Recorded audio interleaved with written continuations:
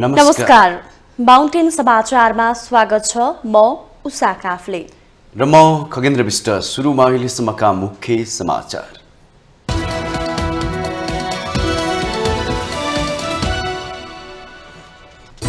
दस दलीय सरकारको न्यूनतम साझा कार्यक्रम सार्वजनिक अर्थतन्त्रको सुधारका लागि 21वटा प्राथमिकता कार्यान्वयनमा जोड दिन प्रधानमन्त्री प्रचण्डको निर्देशन।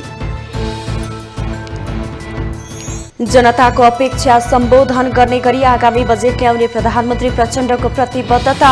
नियम विपरीत काम गर्ने सहकारीलाई नियन्त्रण गर्न नियामक निकायलाई निर्देशन।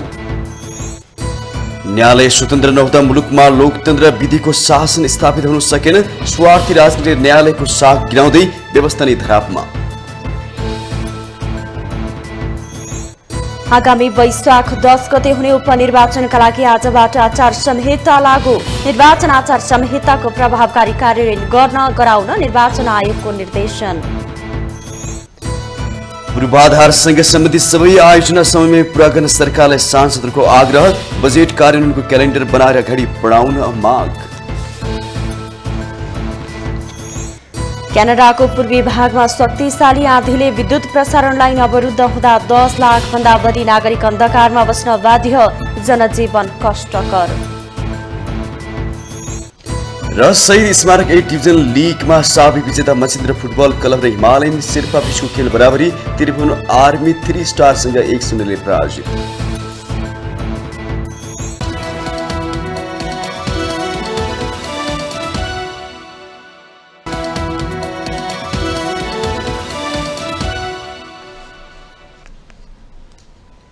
अब समाचार विस्तारमा।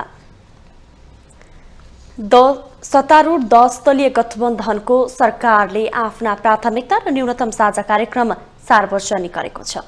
10 दलीय गठबन्धनका तर्फबाट तयार भएको संयुक्त सरकारका प्राथमिकता रणनीति तथा कार्यक्रम प्रधानमन्त्री पुष्पकमल दाहाल प्रचण्डको तर्फबाट सञ्चार तथा सूचना प्रविधि मन्त्री रेखा शर्माले सार्वजनिक गर्नुभएको हो।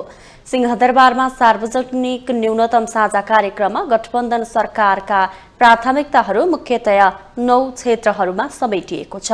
संविधानको रक्षा र आवश्यकता अनुसार परिमार्जन, विकास, संघीय लोकतान्त्रिक गणतन्त्रको सुदृढीकरण र संघीयता कार्यान्वयन गर्ने, देशको अर्थतन्त्र रूपान्तरण र सुदृढ गर्ने, नीतिगत, संरचनागत तथा कार्यगत सुधार गर्ने, समाजमा विद्यमान वर्गीय, जातीय, क्षेत्रीय, लिङ्गीय सबै प्रकारका विभेदहरूको अन्त्य गरी न्यायमा आधारित सामाजिक व्यवस्था निर्माण गर्न सरकारका लक्ष्यहरू रहेका छन्। त्यसैगरी गुणस्तरीय सेवा प्रवाह, सुशासन र सदाचारको प्रत्याभूति हुने गरी शासकीय सुधार गर्ने, भ्रष्टाचारको छानबिन गरी कडा कारबाही गर्ने विषयलाई प्राथमिकता दिइएको छ। शान्ति प्रक्रियालाई पूर्णता दिन, विस्तृत शान्ति सम्झौताका बाँकी कार्यभार तथा विभिन्न पक्षहरूसँग भएका सहमतिहरूको कार्यान्वयन गर्ने, उत्पादनमुखी अर्थतन्त्र, आपूर्ति व्यवस्थामा सुधार तथा समन्यायिक वितरणको व्यवस्था गर्ने, खर्च कटौती र प्रशासनिक झमेलाको अन्त्यका लागि सार्वजनिक प्रशासन चुस्त दुरुस्त बनाउने लक्ष्य सरकारको छ। अर्थतन्त्र सुधार गर्न 21वटा प्राथमिकता अनुपातिक समावेशिता, पूर्ण प्रेस स्वतन्त्रता, कानुनी राज्य, विधिको शासन, आर्थिक, सामाजिक तथा सांस्कृतिक अधिकारहरू, उत्पीडित वर्ग, जाति, क्षेत्र, लिङ्ग र समुदायको आधारभूत मानवाधिकारको संरक्षण गर्ने प्रतिबद्धता व्यक्त गर्दै राष्ट्रिय हित, सामाजिक आर्थिक न्याय तथा लोकतान्त्रिक मूल्य र मान्यतामा आधारित समाजवादप्रति प्रतिबद्ध रहँदै समुन्नत सङ्घीय शासन प्रणालीको माध्यमबाट न्यायपूर्ण, विभेदरहित, समतामूलक, सबल र समृद्ध नेपालको निर्माण गर्ने सङ्कल्प गर्दै कार्यक्रमलाई सम्बोधन गर्दै प्रधानमन्त्री प्रचण्डले सरकारले ल्याएको न्यूनतम साझा कार्यक्रम राष्ट्रिय सहमतिको भएको दावी गर्नुभयो। उहाँले न्यूनतम साझा कार्यक्रम कार्यान्वयनका लागि विशेष जोड दिन र कार्ययोजना बनाई अघि बढ्न निर्देशन समेत दिनुभयो। पटक न्यूनतम कार्यक्रम घोषणा गर्दै गर्दा सबै राजनीतिक दलहरूलाई र नेपाल सरकारका सबै कर्मचारीहरूलाई पनि यसलाई कार्यान्वयनको निम्ति विशेष जोड दिन र कार्ययोजना बनाएर अगाडि बढ्न निर्देशित गरेको थिएँ, दलहरूलाई अपिल गरेको थिएँ। प्रधानमन्त्री दाहालले न्यूनतम साझा कार्यक्रमलाई कार्यान्वयन गर्ने जिम्मेवारी कर्मचारी राजनीतिक दलहरू सबैको रहेको बताउनुभयो।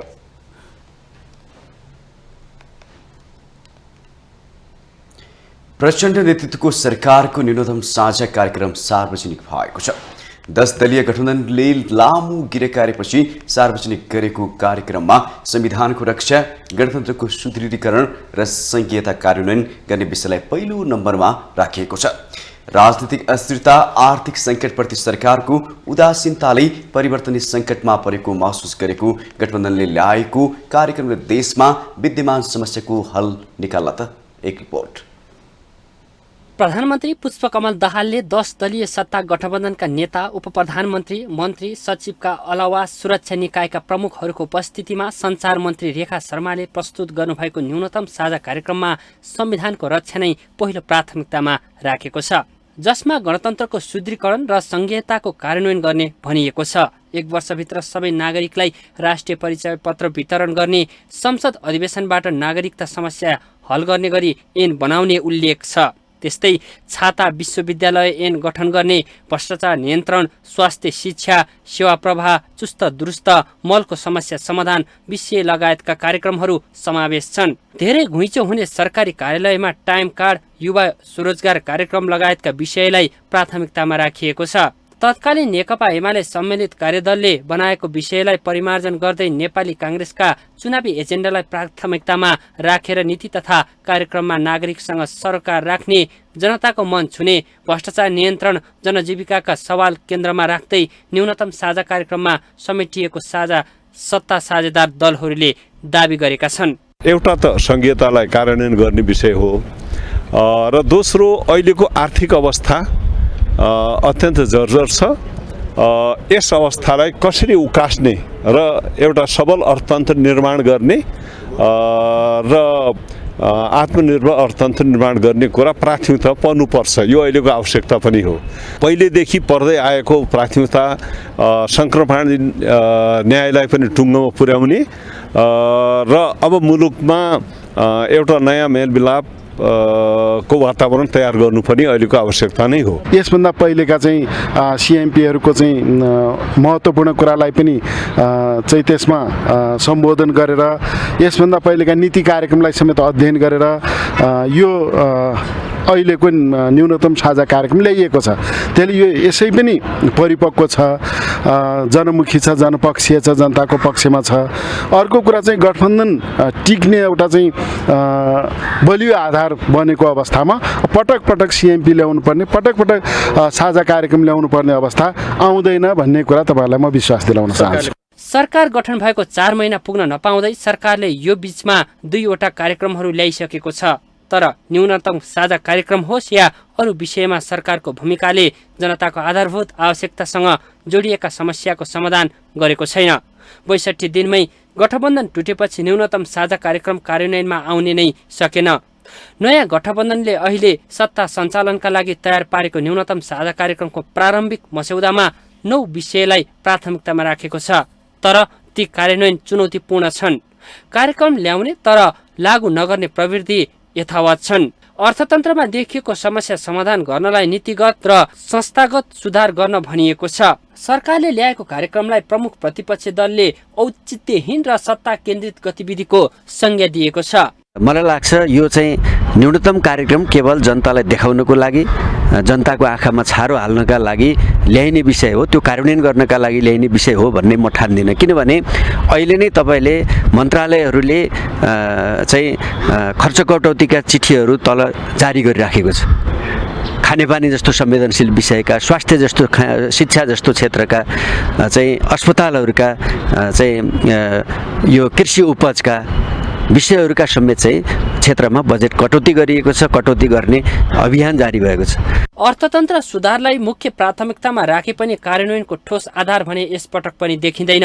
आवश्यकताका आधारमा प्राथमिकता निर्धारण गरेर अघि नबढ्दा सरकारले लक्ष्य प्राप्त गर्न कठिन देखिन्छ। माउन्टेन टेलिभिजन HD का लागि क्यामेरामा केशव श्रेष्ठका साथमा बटुकराज गिरीको रिपोर्ट। प्रधानमन्त्री पुष्पकमल दाहाल प्रचण्डले मुलुकमा देखा परेको आर्थिक चुनौतीलाई सम्बोधन गर्न पुँजीगत खर्च बढाउनुपर्ने बताउनु भएको छ। प्रधानमन्त्री तथा मन्त्री परिषदको कार्यालयमा बसेको राष्ट्रिय विकास समस्या समाधान समितिको बैठकलाई सम्बोधन गर्दै प्रधानमन्त्री प्रचण्डले मुलुकमा देखा परेको आर्थिक चुनौतीलाई सम्बोधन गर्ने गरी काम गरिरहेको दावी पनि गर्नुभयो।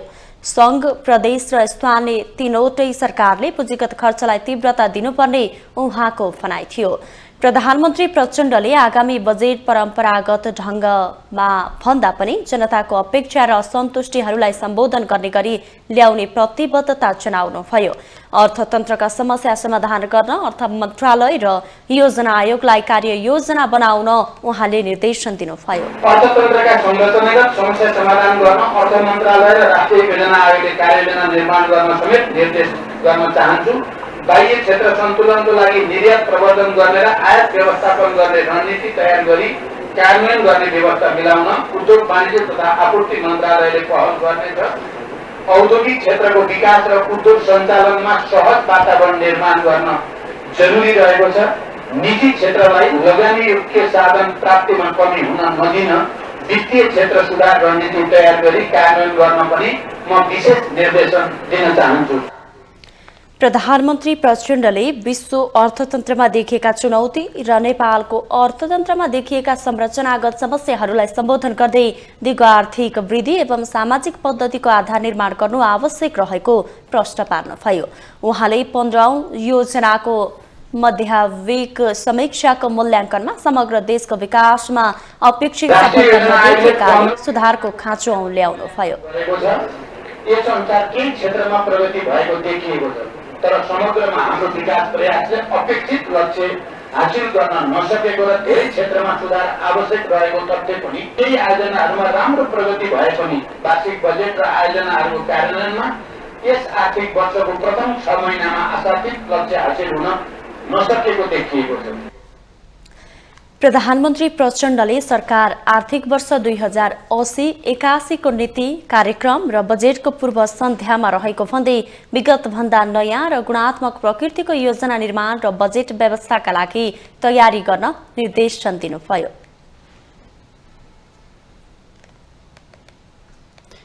यसैबीच प्रधानमन्त्री प्रचण्डले नियमन विपरीत काम गरेका सहकारीलाई तत्काल नियन्त्रण गर्न नियामक निकायहरूलाई निर्देशन दिनुभएको छ। राष्ट्रिय सहकारी महासंघले आयोजना गरेको राष्ट्रिय सहकारी महासम्मेलनलाई सम्बोधन गर्दै प्रधानमन्त्री दाहालले यस्तो निर्देशन दिनुभएको हो। उहाँले सहकारीप्रति नागरिकमा विश्वास टुट्न नदिन अहिलेको प्रमुख आवश्यकता रहेको उल्लेख गर्नुभयो। प्रधानमन्त्री प्रचण्डले ऐन कानून र सहकारी सिद्धान्त मूल्य मान्यता अनुसार सञ्चालन गर्दा समस्यामा परेका सहकारीको समस्या समाधानमा सरकारले आवश्यक सहजीकरण गर्ने प्रतिबद्धता जनाउनुभयो।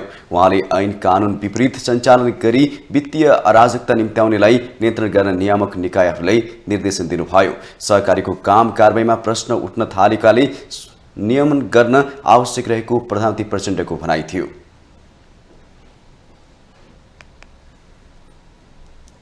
राष्ट्रिय अर्थतन्त्रको विकासमा महत्त्वपूर्ण योगदान गर्दै आएको र राज्यले उच्च प्राथमिकतामा राखेको यस क्षेत्रको विकास र विश्वसनीयतामा समेत केही प्रश्न उठिरहेका सन्दर्भमा केही प्रश्न र आशंकाहरू उठिरहेको सन्दर्भमा सुनियमनलाई नारामा मात्र सीमित नराखी व्यवहारमा उतार्न समेत म यहाँहरूलाई विशेष अनुरोध गर्न चाहन्छु। राष्ट्रिय तथा अन्तर्राष्ट्रिय सहकारी अभियन्ताहरूको यो बाक्लो जमघटले नेपालको सहकारी अभियानलाई आगामी दिनमा कसरी लैजाने भन्ने विषयमा स्पष्ट रणनीतिक मार्गचित्र तय गर्न सफल हुने कुरामा म विश्वस्त छु। उहाँले सहकारी संस्थाप्रति उठेका सवालहरूको विषयमा गहन छलफल गरेर निष्कर्ष निकाल्न आवश्यक रहेको बताउनुभयो।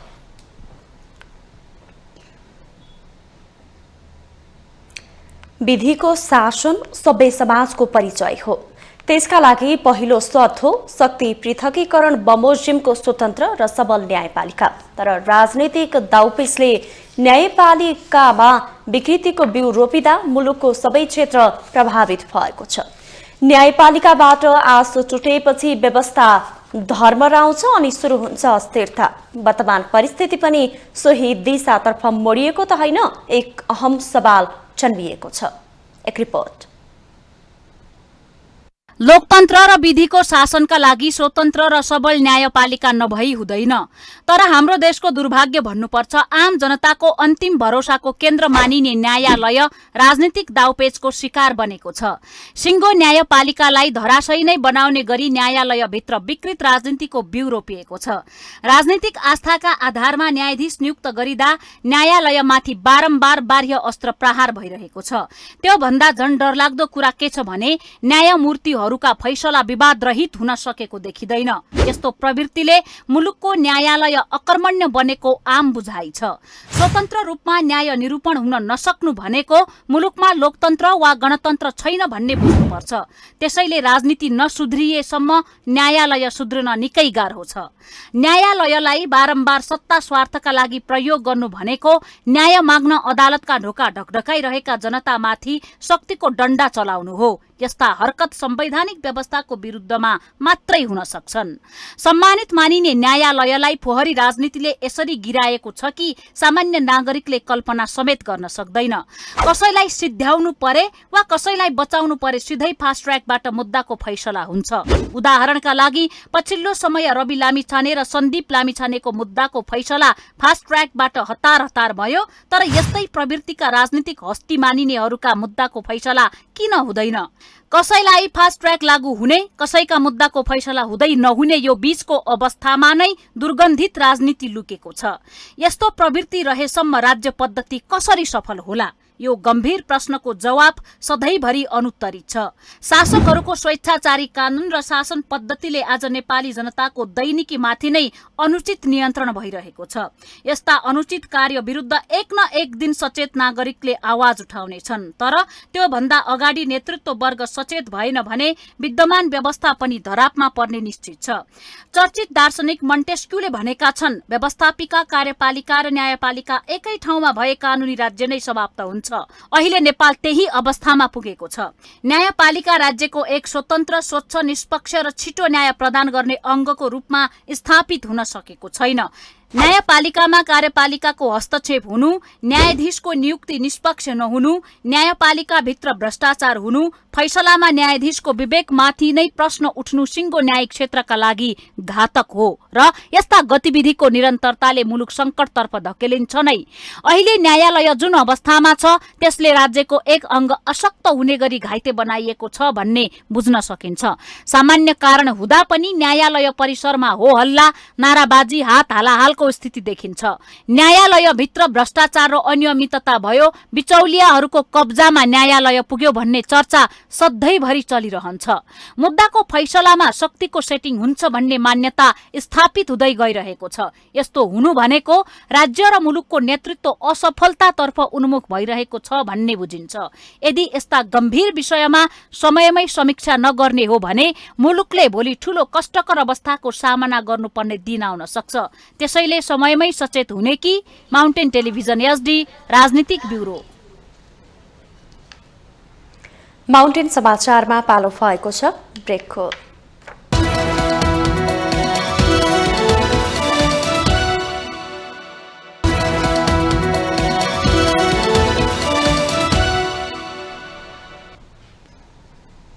ब्रेकपछि स्वागत छ। अब बाँकी समाचार। आगामी वैशाख 10 गते हुने उपनिर्वाचनका लागि आज एउटा आचार संहिता लागू भएको छ। निर्वाचन आयोगमा रहेको केन्द्रीय आचार संहिता अनुगमन समितिको बैठकले बारा, तनहुरा, चितवनमा आगामी वैशाख 10 गते आइतबार हुने प्रतिनिधि सभा सदस्यको उपनिर्वाचनका लागि जारी भएको निर्वाचन आचार संहिता 2079 को प्रभावकारी कार्यान्वयन गर्न गराउन नेपाल सरकार र सम्बन्धित निकायलाई निर्देशन दिएको छ। समितिले आचार संहिताको प्रभावकारी कार्यान्वयन गर्न गराउन गृह मन्त्रालय मार्फत सम्बन्धित जिल्ला प्रशासन कार्यालय तथा जिल्ला प्रहरी कार्यालय एवं सम्बन्धित जिल्ला आचार संहिता अनुगमन समितिलाई निर्देशन दिने निर्णय गरेको आयोगले जनाएको छ। बैठकले बारा क्षेत्र नम्बर 2, तनहुँ क्षेत्र नम्बर 1 र चितवन क्षेत्र नम्बर 2 मा उम्मेदवारले खर्च गर्न पाउने निर्धारित अधिकतम खर्चको हदभित्र रही खर्च गरे नगरेको विषयमा पनि सूक्ष्म निगरानी गरी सोको जानकारी आवश्यकता अनुसार लिखित एवं मौखिक रूपमा आयोगलाई गराउन मुख्य निर्वाचन अधिकृतको कार्यालय, सम्बन्धित जिल्ला प्रशासन कार्यालय, जिल्ला प्रहरी कार्यालय, राष्ट्रिय अनुसन्धान विभागको जिल्ला स्थित कार्यालय र जिल्ला निर्वाचन कार्यालयलाई निर्देशन दिने निर्णय गरेको छ। समितिले निर्वाचन आचार संहिता 2079 उल्लङ्घन गरेको पाइएमा उजुरी दिन चाहने व्यक्तिले लिखित, मौखिक, सामाजिक सञ्जाल, विद्युतीय माध्यमबाट आधार र कारण खुलाई उजुरी दिन सबै सरकारवालालाई आह्वान गरेको छ। यसैगरी बैठकले निर्वाचनलाई स्वतन्त्र, निष्पक्ष र विश्वसनीय रूपमा सम्पन्न गर्न सामाजिक सञ्जालको उपयोगको विषयमा विशेष सतर्कता अपनाउन, निर्वाचनलाई प्रभाव पार्ने गरी गलत, भ्रामक र द्वेषपूर्ण सूचना प्रवाह नगर्न, कसैको चरित्र हत्या हुने सामग्री उत्पादन, प्रकाशन, प्रसारण नगराउन, स्वदेश तथा विदेशमा रहेका सबै सामाजिक सञ्जाल प्रयोगकर्तालाई आह्वान गर्ने निर्णय गरेको छ।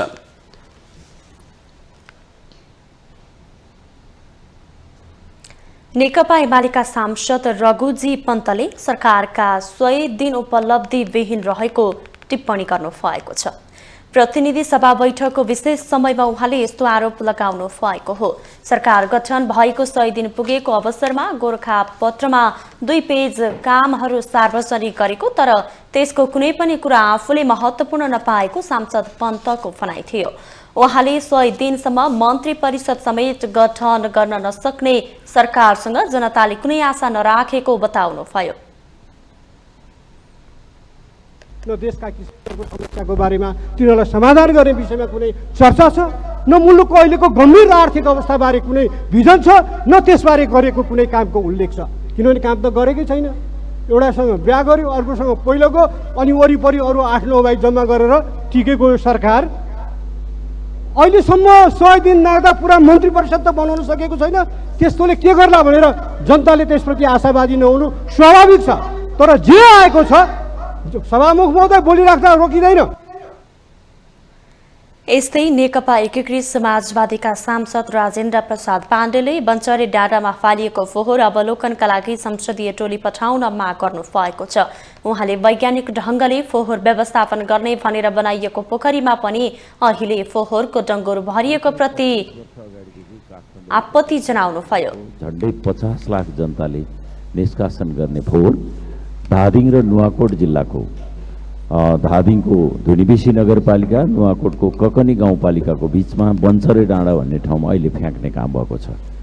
केही समय अगाडि सिस्डोल भन्ने ठाउँमा फ्याँकिन्थ्यो, अहिले त्यो बन्चरे डाँडा भन्ने ठाउँमा फ्याँकिन्छ र त्यो फोहोर यति अव्यवस्थित ढङ्गले फ्याँकिएको छ र त्यो बन्चरे डाँडामा फोहोर वैज्ञानिक ढङ्गले व्यवस्था गर्न भनेर बनाइएका पोखरीहरूमा पनि अहिले फोहोरको डङ्गुर छ।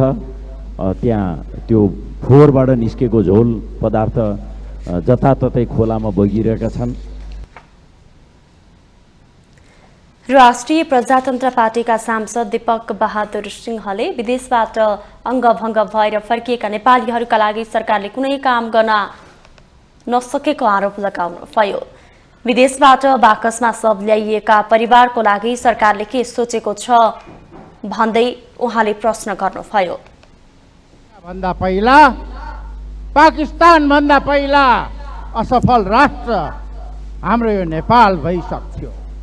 आज ती हाम्रा भाइ बहिनीहरू विदेशमा काम गर्दाखेरि अङ्गभङ्ग भइकन घर फर्केका छन्। दिनको 10-15 एउटा बाकसमा सुतेर आइराखेका छन्। त्यो पक्षमा यो सरकारले के सोचेको? सांसद सिंहले सरकारको 100 दिनमा कुनै राम्रो काम गर्न नसकेको दावी गर्नुभयो। जनता समाजवादी पार्टी नेपालका सांसद प्रदीप यादवले बारा र पर्सा जिल्लाको सिमानामा पर्ने सिर्सिया नदी प्रदूषित गर्ने उद्योगहरूलाई कारबाही गर्न माग गर्नुभयो।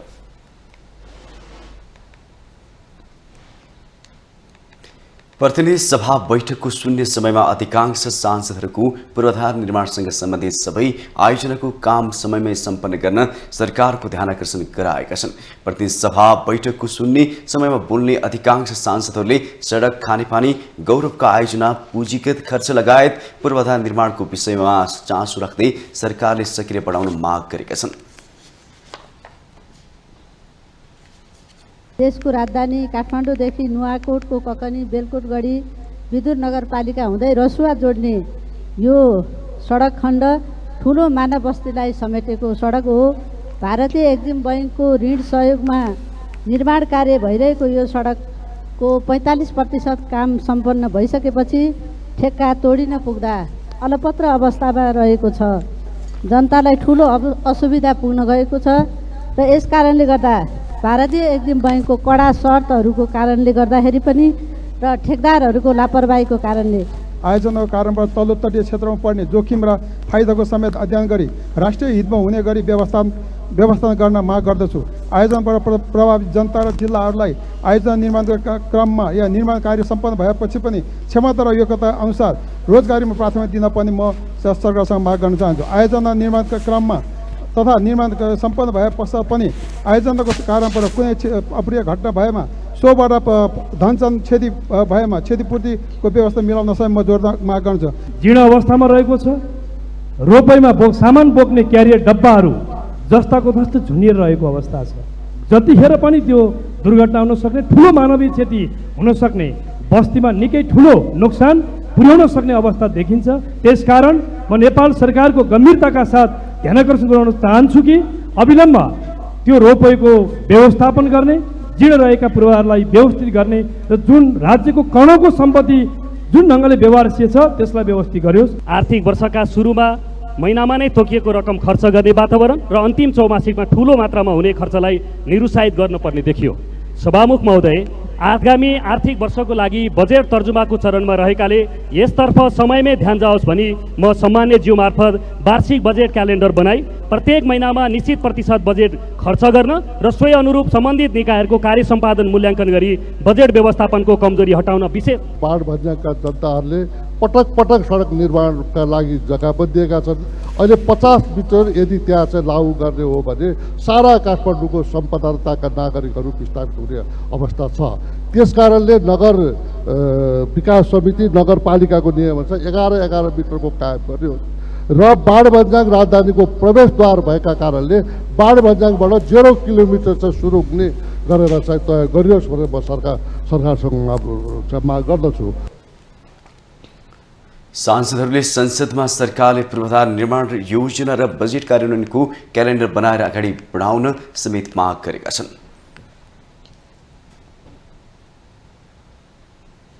सभामुख देवराज घिमिरेले कार्यव्यवस्था परामर्श समितिमा सदस्यहरूलाई मनोनयन गर्नु भएको छ। प्रतिनिधि सभाको बैठकमा सभामुख घिमिरेले कार्यव्यवस्था परामर्श समितिमा सदस्यहरूको मनोनयन गर्नु भएको हो। उहाँले प्रतिनिधि सभा नियमावली 2079 को नियम 13 बमोजिम प्रतिनिधि सभा कार्यव्यवस्था परामर्श समितिमा सदस्यहरूलाई मनोनयन गरेको जानकारी गराउनुभयो। कार्यव्यवस्था परामर्श समितिमा प्रतिनिधि सभा सदस्यहरू अजय कुमार चौरासिया, अनिता देवी गंगा राम चौधरी, जीवन परियार, तारा लामा तामाङ र नागिना यादव पर्नु भएको छ।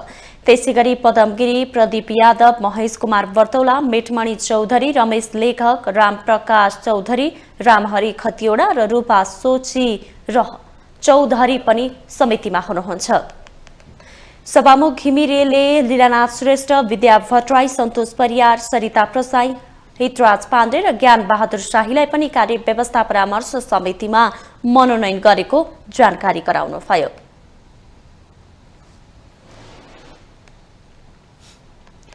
वैशाख 10 मा हुन गइरहेको 3 निर्वाचन क्षेत्रको उपनिर्वाचनले सबैको ध्यान खिचेको छ।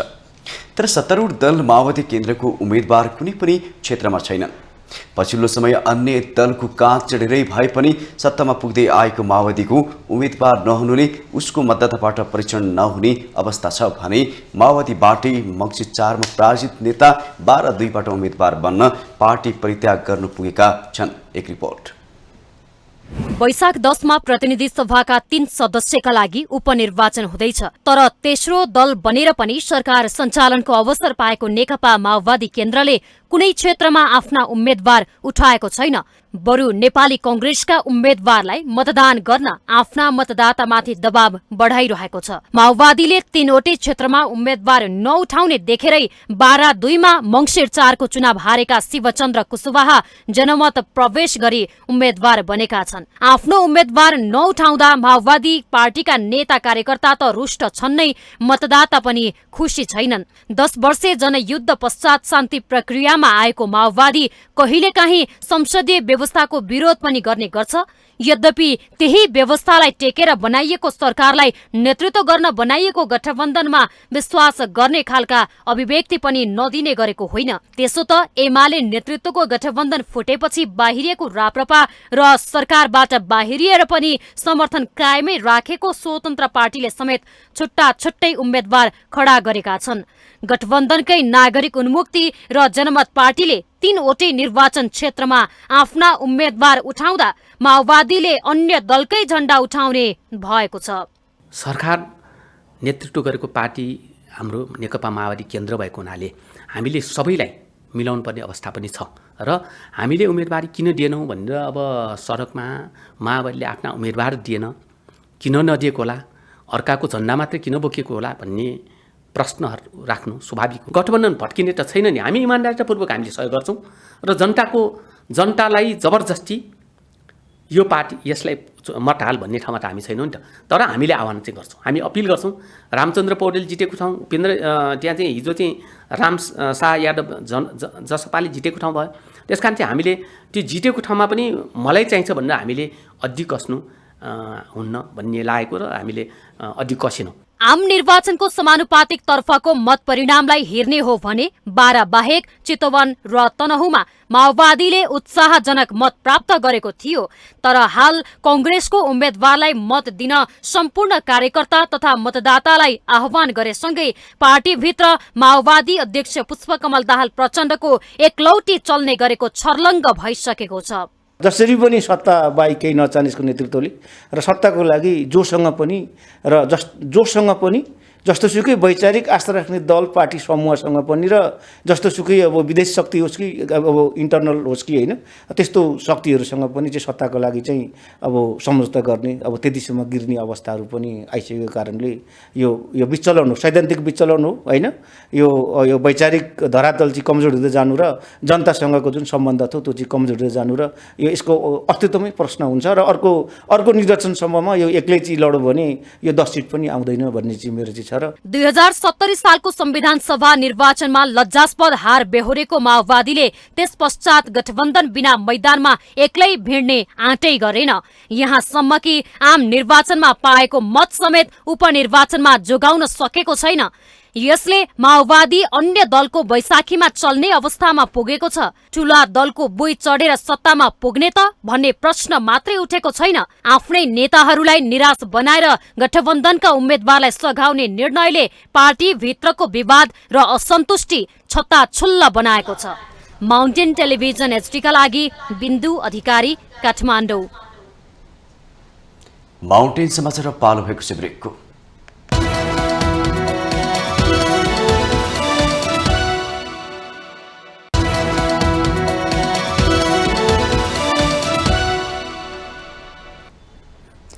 ब्रेकपछि पुनः स्वागत छ। अब बाँकी समाचार।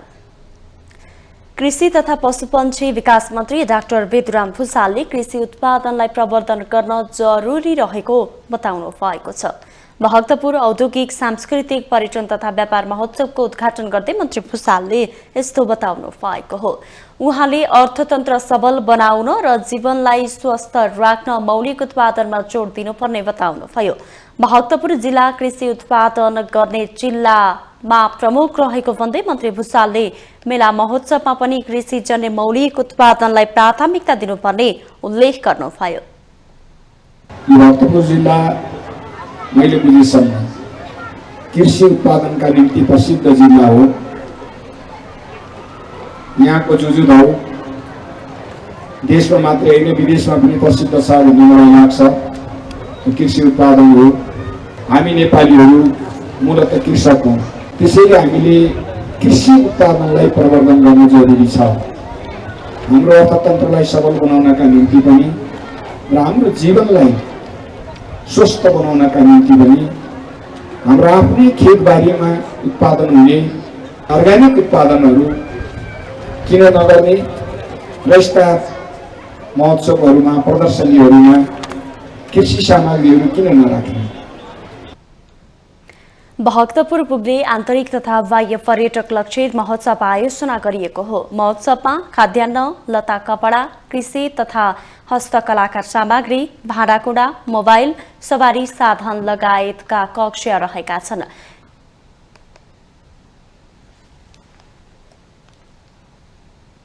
नेकपा एकीकृत समाजवादीका अध्यक्ष माधव कुमार नेपालले संसद र सिंहको देशलाई उपेन्द्र यादवको आवश्यकता रहेको बताउनु भएको छ। जसपा अध्यक्ष एवं 12 क्षेत्र नम्बर 2 का उम्मेद्वार उपेन्द्र यादवको निर्वाचन क्षेत्र पुगेर बिहिबार अध्यक्ष नेपालले राष्ट्रिय राजनीतिको केन्द्रमा यादवको आवश्यकता रहेको जिकिर गर्नुभयो। 12 को क्षेत्र नम्बर 2 मा सत्ता गठबन्धनको साझा उम्मेद्वार रहनुभएका जसपा अध्यक्ष यादवको पक्षमा माहौल बनाउन नेपाल बुधबार साँझ कलैया पुग्नु भएको थियो। 12-2 को चुनावी मैदानमा हिँडिरहनु भएका अध्यक्ष यादवसँगको भेटमा उहाँले गठबन्धनको जित सुनिश्चित रहेको दावी समेत गर्नुभयो। जसपा अध्यक्ष यादवलाई विजयी बनाउन अध्यक्ष नेपालले नेकपा यसको पार्टी पंक्ति एवं सिंहको बारावासीलाई आग्रह गर्नुभयो।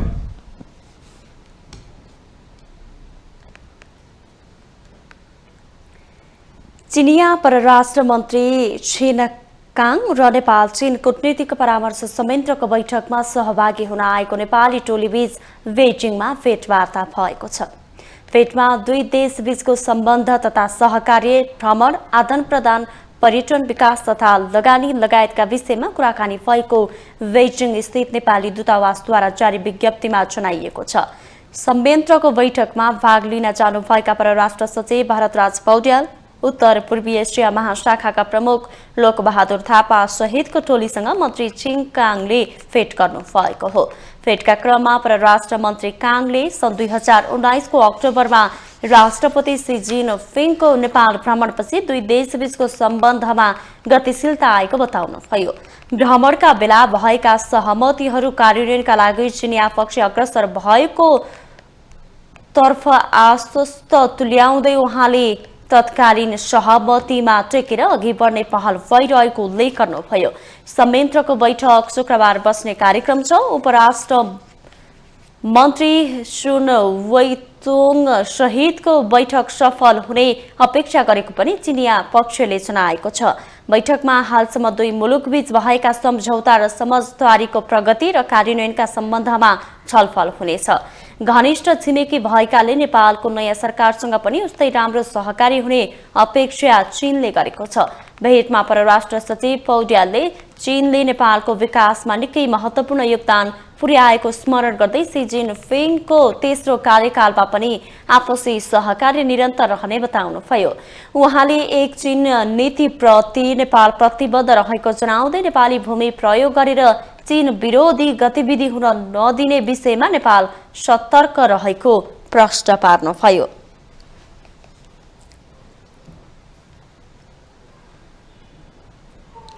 हामीसँग आर्थिक, अन्तर्राष्ट्रिय र खेल समाचार बाँकी नै छन्। माउन्टेन समाचारमा पालो भएको छ पुनः ब्रेकको।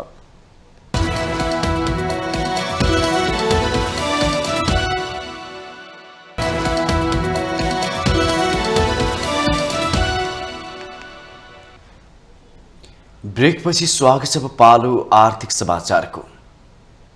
आर्थिक समाचारको साथमा जगदम्बा सुपर साइन तथा ग्याल्बा प्लस जीवनभरको भरोसा। प्रस्तुत छ रिद्धि सिद्धि सिमेन्ट, गुणस्तरको नयाँ स्तर।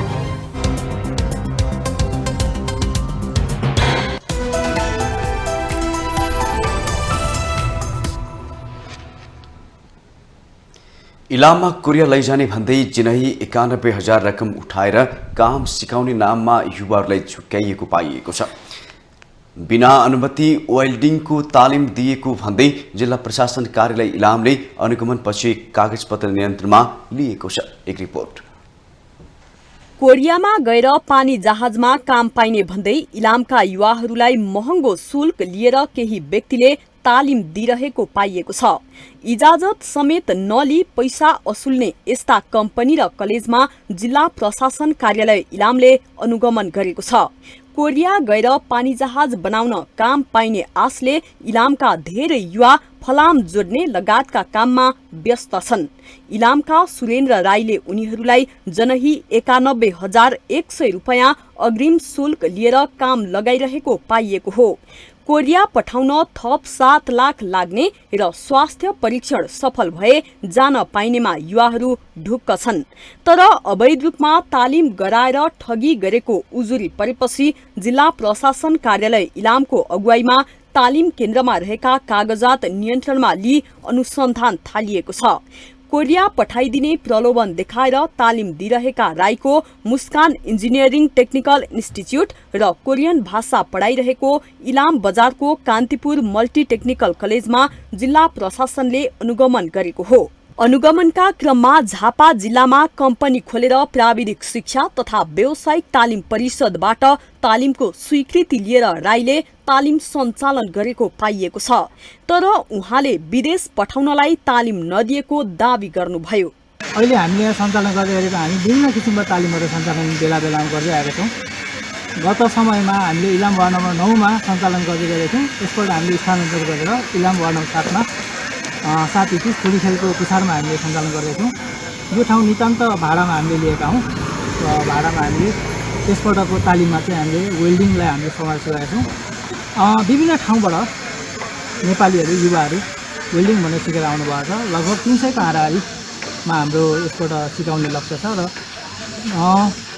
नेपालमा सबै कामदारहरू अथवा काम गर्ने गरिखाने मान्छेहरू केही दक्षता हासिल गरोस् र आफ्नो खुट्टामा आफै उभिन् भन्ने उद्देश्यले हामीले यो दक्षताको तालिम सञ्चालन गरेको।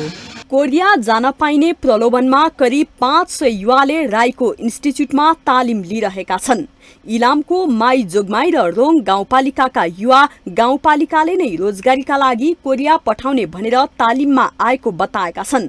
तर गाउँपालिकाले भने कोरियाको श्रम स्वीकृति नभएको जनाएको छ।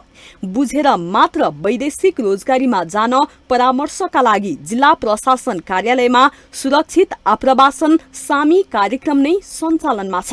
अवैध रूपमा रकम असुलेर जथाभावी तालिम सञ्चालन गरिएको पाइएकोले कार्यक्रम मार्फत निशुल्क काम सिकाउने व्यवस्था गरिएको सूचना परामर्शदाता कल्पना थापा बताउनुहुन्छ। वैदेशिक रोजगारीको लागि कोरिया मुलुक पठाउने भनेर जुन किसिमको हल्ला अफवाहतिर आइरहेको छ बजारतिर, त्यो वास्तवमा वैधानिक किसिमको होइन भन्ने ठम्याइ छ। हामी सामी परियोजनाबाट पासपोर्ट बनाउन आउने सेवाग्राहीहरू खास गरिकन कोरिया जाने सिजनल भिसामा त्यस 3 वर्षभित्रको भिसामा वडाध्यक्षहरूले माग गरेर आएको छ भन्ने कुराहरू आइरहेको छ र यसको लागि चाहिँ 90,000 तिरेर तालिम सिक्दैछौँ बा यो हाम्रो पैसाहरू डुब्ने हो कि भोलि गएर समस्या पर्ने हो कि भन्ने सेवाग्राहीहरू पनि आइरहनु भएको छ।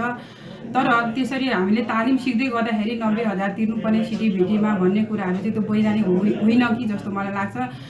जिल्ला प्रशासन कार्यालयमा गुनासो पुगेपछि अनुगमन गरी फाइल नियन्त्रणमा लिएर अनुसन्धान सुरु गरिएको छ। समन्वय इकाइ तथा जिल्ला प्रहरी कार्यालयको टोली सहितको अनुगमन साथै जिल्ला स्थित पत्रकार साथीहरू सहितको टोलीले अनुगमन गर्दाखेरि 2टा हामीले संस्थाहरूको अनुगमन गर्यौँ, जसमा कान्तिपुर मल्टी टेक्निकल कलेज र एस स्किल ट्रेनिङ सेन्टर, जसमा हामीले अनुगमन गर्दाखेरि चाहिँ संस्थाको वैधानिकता के कस्तो अवस्थामा छ, दर्ता नवीकरण तथा करहरू तिरेको छ छैन त्यो हेऱ्यौँ एउटा। अर्को जिल्लामा उहाँहरूले कार्यक्रम सञ्चालन जुन तालिम दिँदै हुन्छ ती सञ्चालनको अनुमति प्राप्त छ कि छैन, अनि सँगै उहाँहरूले लिने सेवा शुल्क बिल दर्ता रेजिस्टरहरू पनि अनुगमन गऱ्यौँ। थप अनुसन्धान हामी गर्दैछौँ। 7 गते उहाँहरू आएपछि फेरि थप यसमा विवरणहरू आउनेछ। रकम तिर्ने कामदारहरू भने आफू कोरिया जान नपाइने डरले क्यामेरामा बोल्न मानेनन्। यस विषयमा प्रशासनले चाँडो छानबिन गरी सत्य तथ्य सार्वजनिक गर्न जरुरी छ। माउन्टेन टेलिभिजन एचडीका लागि इलाम सहकर्मी टीका खतिवड़ाको रिपोर्ट। अब अन्तर्राष्ट्रिय समाचार।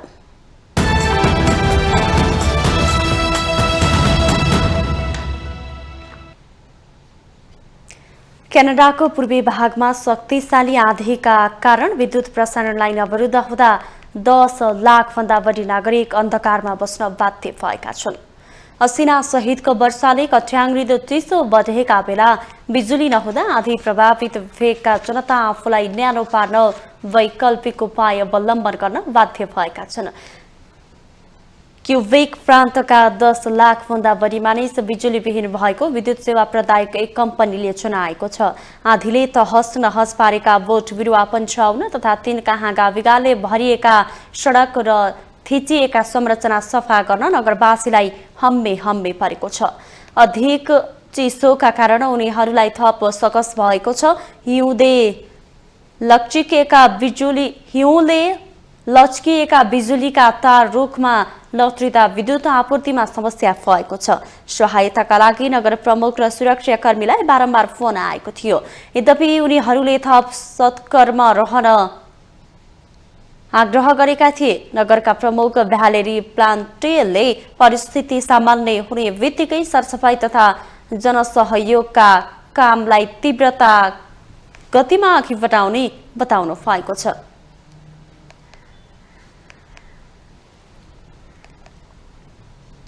अब पालो खेल समाचारको।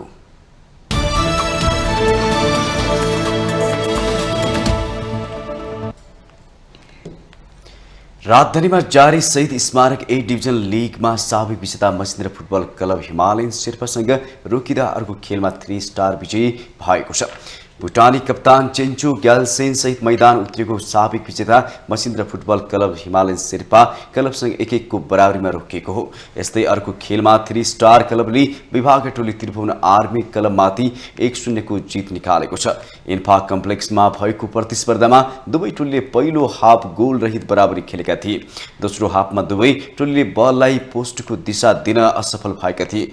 अन्तिम समयमा काउन्टरको प्रयास गरेको हिमालयनले निर्धारित खेल सकिन 4 मिनेट बाँकी रहँदा सत्यम शर्माले पेनाल्टीबाट अग्रता दिलाएका थिए। त्यसपछि पानी परेसँगै खेलमा प्रयासमा रहेको मसिन्द्रले इन्जुरी समयमा गोल गर्दै हारको सङ्केत टार्यो। विमल घरती मगरले गोल गर्दै टोलीको हारलाई बचाउनु हुन बराबरीसँगै हिमालयनले 6 खेलमा 6 अङ्क जोड्दा मसिन्द्रको पनि समान खेलमा 6 अङ्क नै छ। लिग अन्तर्गत बिहिबार नै भएको अर्को खेलमा 3 स्टारले विभागीय टोली आर्मीमाथि 1-0 को जित निकालेको छ। 3 स्टारका लागि फरवार्ड मार्टिन कायोडे अजाइजले पहिलो हाफमा गरेको गोल नै निर्णायक बन्यो।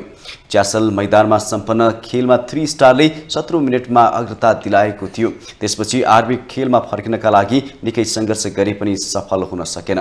यससँगै 3 स्टारले 6 खेलबाट लिग तालिकामा 10 अङ्क जोडेको छ।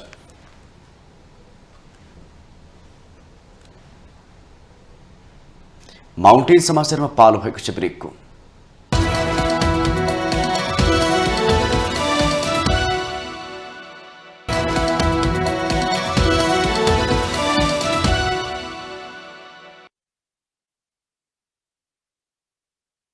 माउन्टेन समाचारको अन्त्यमा आइपुगेका छौं। जाँदा जाँदै अहिलेसम्मका मुख्य समाचार पुनः एकपटक।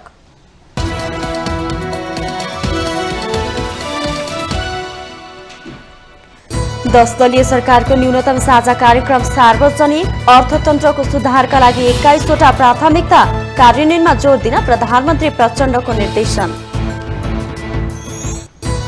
जनताको अपेक्षा सम्बोधन गर्न गरी आगामी बजेट ल्याउने प्रधानमन्त्री प्रचण्डको प्रतिबद्धता।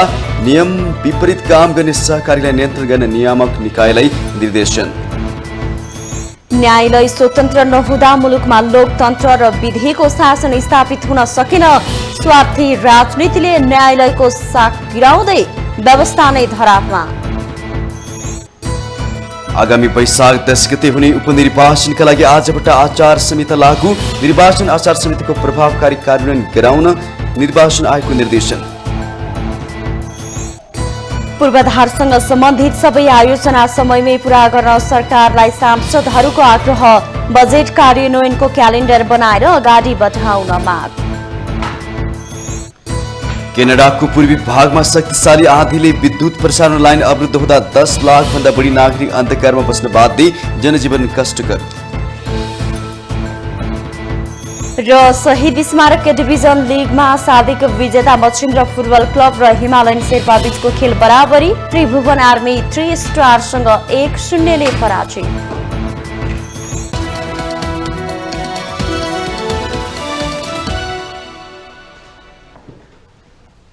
माउन्टेन समाचार अहिले सकियो। सत्य तथ्य र निष्पक्ष समाचारका लागि माउन्टेन टेलिभिजन HD हेर्दै रहनुहोला। नमस्कार।